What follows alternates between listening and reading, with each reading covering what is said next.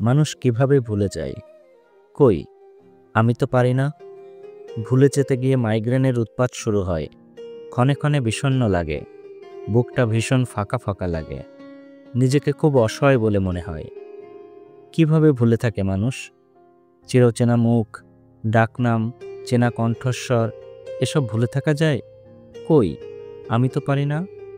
নিজেকে তুচ্ছ করে দিয়ে অবহেলা অনাদরে পড়ে থেকেও ভোলা যায় না। কিভাবে ছেড়ে যায় মানুষ? মায়া লাগে না?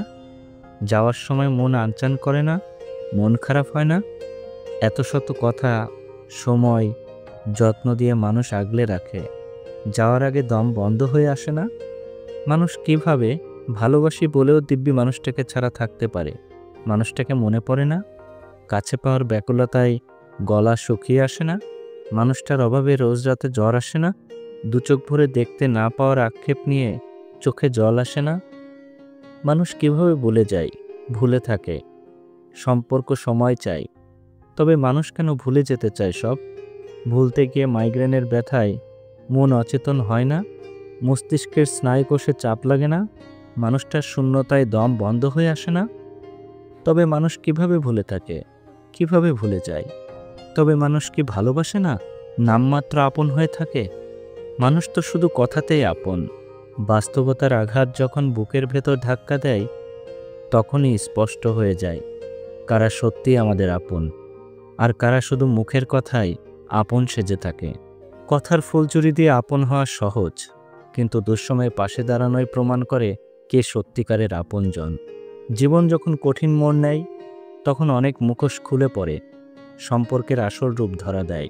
তবু আমরা বারবার বিশ্বাস করতে চাই, হয়তো এবার কেউ তো থাকবে, কেউ তো সত্যিকারের আপন হয়ে হাতটা ধরবে।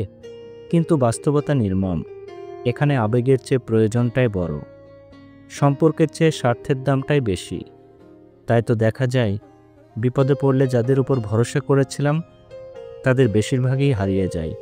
যারা থাকে, তারা শব্দের বাহার দেখিয়ে দূর থেকে শুধু সহানুভূতির অভিনয়টুকুই করে।